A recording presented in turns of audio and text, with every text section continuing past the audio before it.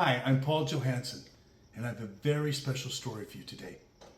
It's from the great state of Washington, as am I, so I'm excited to read it to you. It's called The Washington Wiffoo. Now, all you have to do is get yourself comfortable, and I'll get started.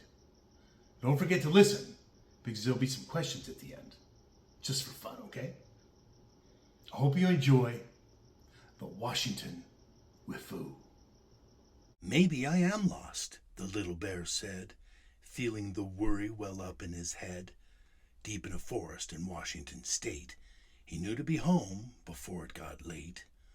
But a very old spruce was standing nearby, and felt a bit sorry for that little guy. "Wait," said the tree. "What you need to do is sit for a bit with our buddy Wiffoo." "Who is Wiffoo?" the bear asked the tree. "And why do you think that she could help me?" But just as he spoke, Bear heard the sound of rumbles and mumbles from under the ground. The big old tree pushed his roots with a turn, moving the moss that covered a fern, unfurling the curling up fronds opened wide, and a giant green ball was tucked up inside. The Wiffoo awoke and stretched her limbs out. She wiggled her ears and jiggled her snout. She had long shaggy hair as green as the trees, and supersized feet under knobbly knees. Then the bear watched as Wiffoo slid down to meet and to greet with him on the ground. "Hi there," she said, when they stood face to face. "How did you find us and our magic place?" "I simply got lost," the little bear said, but Wiffoo was instantly shaking her head. "You are not lost. You must speak with care. It's just that you're here, and you want to be there." "Everyone's here wherever they are, but want to be there, it's truly bizarre." "You've lost me," said Bear. "What is it you're saying?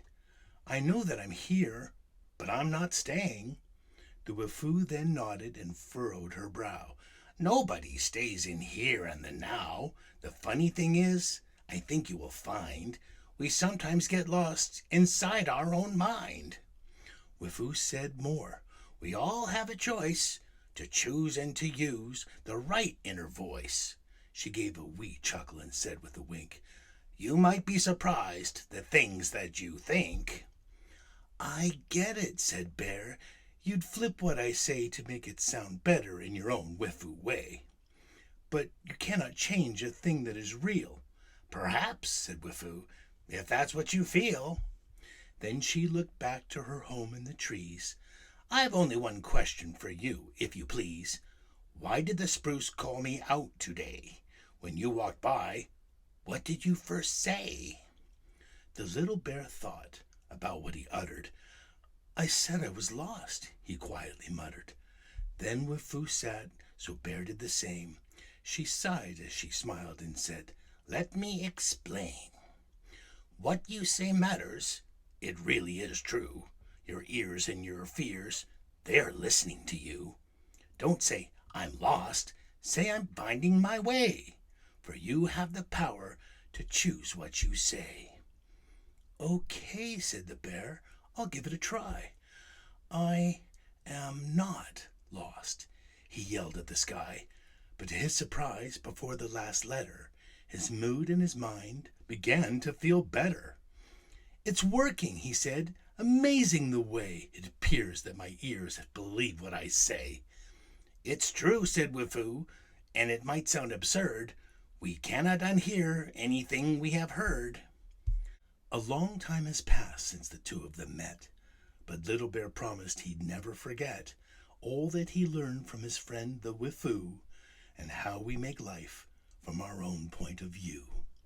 So when you are sad and life brings you down, remember your power to flip it around. There's happiness always deep inside you, when you seek it and speak it, just like the Wiffoo. The end. Did you enjoy that? Oh, I love the Wiffoo. Isn't she wise?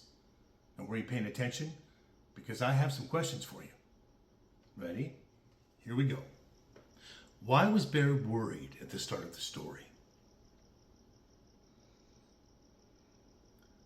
What would you do if you got lost? Can you give an example of flipping an idea? Do you think words matter? That's it. That's all I've got for you.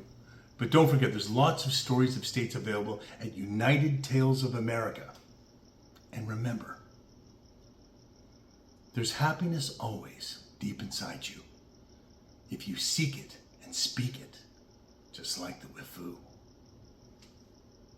Bye.